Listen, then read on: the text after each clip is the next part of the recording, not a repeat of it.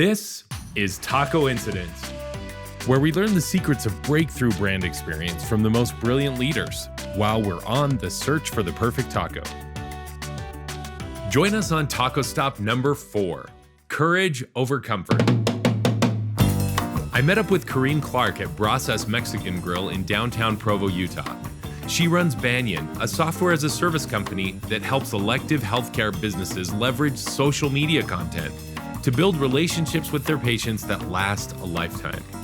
I wanted to learn why she believes in the power of brand experience, what she does to create it, and how it's helped her thrive. All over tacos. It really doesn't get much better than this. Oh my gosh, I'm so excited that we're making this happen.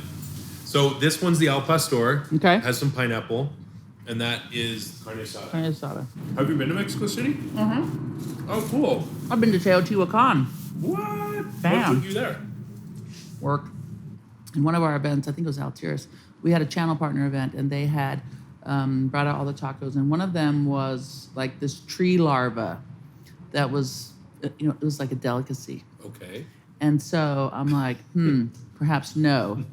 So then our host was talking, gringos, and I was like, oh, he's talking about us. So I grabbed a tortilla, I grabbed the fried worm stuff, put it inside, I ate it, and they were so entertained. Oh, they loved it. They were so entertained. It wasn't that bad. But the guy next to me, he was like, I hate you so much, because now he has to do it. Yeah, it wasn't that bad. But So, you've been all about customer and brand experience your whole life. My whole life. What is that all about? Like, why does that resonate with you? What is it that... I think because when I was a kid, worked really hard. Like, I made $1 an hour babysitting. So when I spend my money, that $1 an hour, I want to make sure that they treat me like it matters. And so I'm a student of customer experience. So it always bothers me when I'm not getting the best, like from an airline or from, Anywhere. a catalog place, or like some of these big box stores. They don't care. They don't care. They make it really hard to take your money. They make it really hard to get your money back. New companies especially, they're differentiating what they do based on customer experience. And so we're starting to figure out, hey, it matters. So we'll pay more to have a better experience. Yeah. And one of the reasons I went into this space is that I care so much about customer experience, but patient experience even more, because I did 18 months of chemotherapy. Right. So I've been into the bowels of some of this stuff. Why do I have to wait an hour in the waiting room when I came at a time that you said worked for you? Why do you're completely naked under a big paper towel, and some stranger comes in and they're just like talking to you, and it's weird. It's super weird, So I think that it's going to be part of how hospitals and doctors and practitioners and elective care especially, which is what we do, we help elective care providers. So your dentist, your orthodontist, your chiropractor, your urgent care, places where you have a choice. Yeah. So we're trying to make it so that those practitioners that have started their own business, who've done a really good job of building, the skills that they need to put their hands in your mouth, but they don't know how to attract customers. They don't know how to treat you so that you want to go back. Yeah. That whole experience. How have we gone so far to dehumanize something that is so intimately personal? And expensive. And expensive, for sure. Well, I went to a cancer center, a local cancer center here, Huntsman Cancer. They have a culture of care. When you walk in, it's like a spa. Wow. It's more like a hotel. It's not like a hospital. It doesn't smell. They have a grand piano in the lobby. They have a check-in desk. It's like a concierge. They have valet parking. Yeah. I did 18 months of chemo there. I did not have one bad experience. Wow. I didn't call insurance one time in 18 months. They handled everything. Really? And one time, she said, I want to do this. I want to do another scan. She came back. She said, your insurance isn't going to pay for it. And I was like, She's like, oh no, we're still going to do the scan. I have my own budget. So like she took a problem and turned it into not a problem, because my problem became her problem. She's like, it's all good. So I use them as a model for healthcare, because they have a culture of care. It started from John M. Huntsman, who was the founder. I think it was really important that the patient was always first, and that they helped people not only survive, but they helped them have a great experience in this horrible disease. So, big fan of Huntsman Cancer. Big fan. Well, And congratulations on Oh my gosh. for surviving. I didn't die. So seriously, We're every so day. happy you're here. Me too, because I'm eating this taco. Every day I'm here. It's like a bonus round. People are like, "How are you today?" I'm like, "I'm here." Yay. We're making it one more day. Yeah. Usually, when you think you're gonna die, it changes you forever. And then you start to figure out, hey, it's okay. You know, we can be kind. We can be kind. We can be polite. We can be. So when I'm unhappy with my customer experience, I don't start yelling and screaming, because I think people want to say yes. People want to solve a problem. But if you make it so painful, they're like, yeah, I'm just gonna torch you. I mean, you're CEO of a successful Groovy little company. And even before that, you won Entrepreneur of the Year with Merit CX. And Oh, they needed a girl, so it's okay. I'm okay. Come on, no, you can't discount that.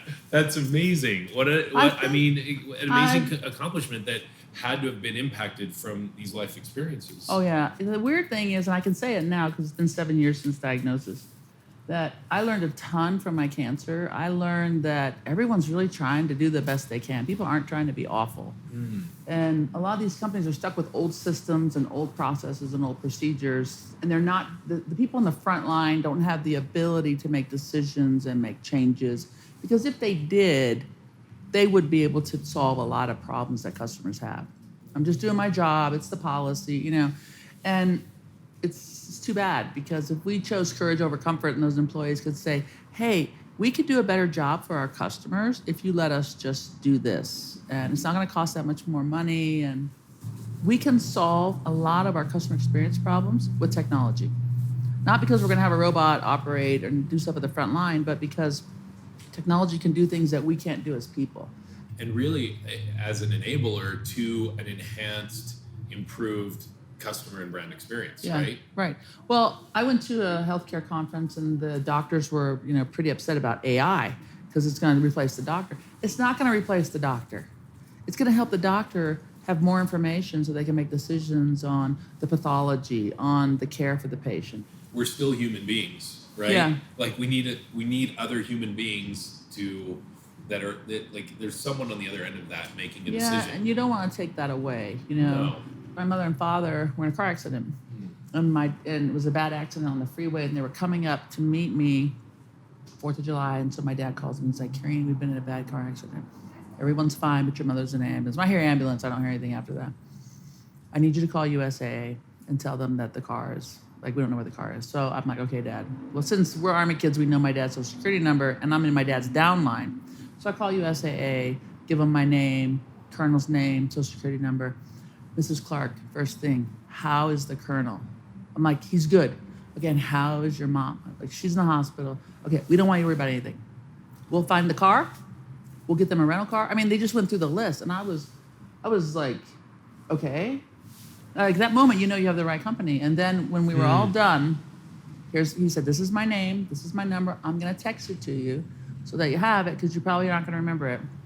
We finished up everything, and he's like, Mrs. Clark, please tell the Colonel, please thank him for his service to our country. He ended it with the Patriots and the national anthem starts playing. And I'm I'm going through all these emotions, and I'm like, God bless America. And when I hung up the phone, I was like, okay, that was like a great, this guy took me from, car accident to, my father is this great patriot. And on the 4th of July, right? It was a holiday. It was the 4th, of course. Yeah. And so I have been a customer of theirs for 35, 38 years. And my husband, whenever he gets in a car accident, when they call me, I'm like, oh, I'll divorce him before, please don't throw me out of USAA. They're like, oh, Mrs. Clark, we're never going to throw you out of USAA. You never have car accidents. I'm like, yeah. I'm raising my husband and my sons. They have car accidents. I just love them. Wow. I don't even look at the bill. That's how you know that they provide great customer experiences. You're just like, the experience is so superior. I don't even care what it costs. If you raise it, okay. So why is it that we live in a world where businesses don't get that? And when the vast majority of the businesses, the customer and brand experience is mediocre at best, or it's just, it's pretty standard. Or it's terrible. I think it starts with how they treat their employees. Right? If you treat your employees okay, We're going to cycle you in and out. You get minimum wage or a little more than minimum wage. We don't care about your long-term career. We're just pushing you through. Your number. Yeah, that transfers to your customers. Companies that make investments in their employees.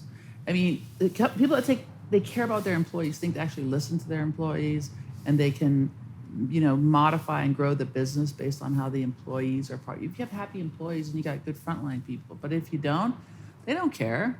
So what does that look like where you're at now, or at Banyan and Merits So CX? How is that? Both B2B companies, right? Both companies, when I came in, I said, look, here's how I grade people. I want 3 things. I want people who are humble, I want people who are hungry, and people who are smart about people. If you are not those 3, then you're not going to make it here. And I know who you are. So you should probably go. And humble doesn't mean weak. Humble means I don't have to, if you win, I can celebrate that. I win when you win. I don't have to be front and center all the time. And that's how that's with the customer, right? I'm going to make sure the customer gets what they need. And we can't give customer everything they want, but if you can make sure the customer gets to a place where they're satisfied. And I have the best frontline people because they are very empathetic, Huge. Instead of being, well, at least you didn't get this, that's not very empathetic. That's horrible. But this team, they are amazing, and I listen to them. So when they're having a tough day, I make sure and pull them off the line, and then I go and talk to them. We eat something, ice cream or something, or tacos, and then because they have hard jobs, right? Because companies will have to differentiate themselves based on their customer experience, and the most profitable companies on the planet have terrific diversity, and they have programs around customer experience. You sent me a quote from my friend Ryan Smith that 80% of CEOs think they're doing a good job when their customers would say 8%. That's how oblivious a lot of people are. They think because I have a program, because I have surveys, because I pay to understand where people are at, that's a customer experience program. That's not. It's just the beginning of a customer experience program. How have you gone about designing that? So the first thing I do, integrating it into your DNA. First thing I do is staple myself to a bill. So I sold this to you. I staple myself to the bill. And I go through the whole onboarding, payment. Because when you do that, you're like, oh, this is terrible. I'm already paying and it hasn't been onboarded. Okay, we got to fix that, right? I call that the value delivery chain. My friend, a product manager called Procter & Gamble, they sell adult diapers. They're in a meeting, everybody's in adult diapers. He's like, it's super weird because you can tell when people stop for a minute and then you know what they're doing. But I love that I'm not doing that. But I love that they are wearing them. Stick with software. Yeah, I'll stick with software. I'm a software and service girl. But I love that they are. Yeah. Because they'll be like, ooh. Living it. Yeah. They're living it. They're stapling themselves to their product, right? Amazing. Easy, too. Just got to be the customer. Yeah. Wow. What an image. And what an image. I'm glad you're done eating. Enjoy. To me, no big deal. No, I mean, like I said, I worked in a nursing home for 4.5 years. Nurses have no filters. Yeah. Zero. You eat a potluck with them, and they're talking about bodily fluids. Code Brown. Oh, yeah. Exactly. I'm like, come on, you guys. We're eating. Yeah. Wow. That's awesome. With all of this, so clearly you've seen the benefits of this over the years for your businesses. It's a great way to live, right? It's a great way. People love their companies. I use customer experience for everything. My house with my kids, my callings in my church, I want it to be a great experience. I want people to be super easy for people to be successful. And if I can do that, then why wouldn't I? I'm super curious how you've crafted and architected an extraordinary brand and customer experience through software, where you especially software as a service. Exactly. There's no box. Right. There's nothing you touch. When we sell to practitioners, so dentists, eye doctors, chiropractors, physical, all they want to do is their job. They need customers to come in. They need the right customers to come in. Mm-hmm. They don't want to spend a lot of money and time attracting the right customers. But in the dental space, for example, there's a lot of noise. And so we help them make sure their experience online looks like their company. We help them get above the fray. So you can do that through social media. But there's also people that are like, social media, that's not a thing. It's another way for you to have a personal relationship with your customers, right? We handle it all for you. You just pay a monthly fee. We make sure your listings are accurate. We make sure your the good reviews are bumped up, and also that you can find which reviews you need to fix. It's early warning for problems. We make it so that you can communicate with your customers about changes in your business or in their appointments. Some of the new stuff we're working on is that you can actually have lots of information going back and forth, but see, we're HIPAA compliant, so we make sure that the customer information is always protected. What action item, like specific thing, would you suggest that someone could do in like the next 24 hours even? As a leader, as a business leader, to dial up their brand experience just one notch? There's a couple things you can do. First of all, you can say, what's my biggest problem right now? First, look at where your problems are, because you want to be able to solve some of this. And then become a student. Become a student of your business, right? Take off your boss hat, almost like fire yourself, and then be just regular guy on the street and go through the experience. And it's amazing what you figure out, what you find out. You find problems with training, you find problems with motivation, you find all kinds of problems, and how the customers have to move through your process. And then just fix one thing at a time. Like, and I'm a student of this between airlines, rental cars, grocery stores. You know, it's so fun. I'm just laughing because, I mean, I feel you. So like, it is so my life. I can't take my customer experience glasses off. No, everywhere I go, it messes you up. I can't take them off because I'm like, oh, that's a piece of trash there. Like, I mean, there's like every little thing that why does this person do you realize what you could do, and you could make things more efficient for yourself, plus provide a surprising, better for all of us. Like a surprising experience for me that makes me feel awesome instead of feel like I'm worthless. Another example, I was flying out of St. Louis, the flight attendant, first class, bunch of us in there, and there's some scramble. So he's like, I'll be back. He leaves the plane, comes back, and he's got all this food that he's bought. So once we take off, he said, I'm sorry, and first class passengers, there was a mix-up and we didn't get any catering. So I said, and he made these little trays with the stuff that he bought with chips and stuff that he had in the galley. And I'm like, hang on, like, tell me what this is all about. He's like, I just wanted to make sure you guys had something to eat, so I bought some salads and sandwiches. And I said, did you pay for that out of your own pocket? He's like, yeah. I said, will the company reimburse you? And he's like, I don't know. I expect they will, but it doesn't matter because I need to make sure that you guys had food. I wrote, and I called the people that managed the cabin. I'm like, let me tell you, this guy, like, he was hustling, and he didn't talk bad about the catering. He was just like, I'm sorry we don't have everything. And we were all like, who wants the salad? Like, we were all trying to make sure everybody, instead of like, scarcity, I'm going to have it. Everybody was just trying to make sure, trading across the aisle. And he created this environment where we all had abundance. Imagine if everyone were like that. Yeah. And luckily we find people on our teams that can execute like that. They're kind and thoughtful and empathetic. Yeah, and they don't inconvenience the customer. They inconvenience themselves, and they don't make the customer feel like they owe them something. Yeah. But you notice, so I always want to know people's names, and I always try to talk to like young Tanya, right? She has a hard job. It's cold in there because she doesn't have a cover. We have a heater, she doesn't, and she's she got herself dressed up, and she's probably a student, and like we need to make sure that we leave Tanya feeling good because Tanya someday is going to be a CEO of a company, or like a great mom or both, and like she felt good. That over time that will create a person that, okay, I can make people feel good. Amazing. Wow. Well, it's just such a treat to talk with you. Thank you for my tacos. Well, I and my sketchy cactus and chips and salsa. Super good on the chips and salsa. Oh man. Well, the tacos were good too. Yeah, they were good. Thanks for braving the cold. I mean, there's good tacos and all sorts of experiences, Well, and I'm just happy to be on the planet. Thanks for listening to all my stories. I love it. I really do. And it's totally inspirational.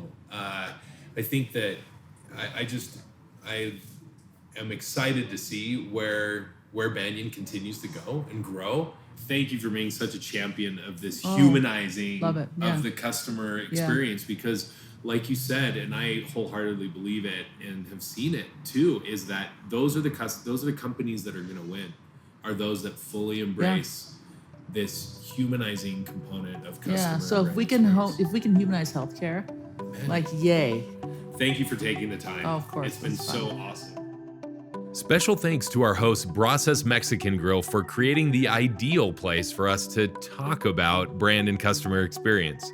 Their al pastor with pineapple is a great go-to, especially with their roasted salsa and even some of that spicy cactus. Join our epic taco journey on our website. You're not going to want to miss out on the national taco tour we're planning when we launch the book, The Search for the Perfect Taco. So follow us on social media, subscribe to our channel, and tune in to another episode of Tacoincidence, where we'll continue to explore the secrets to level up your brand experience and your taco game.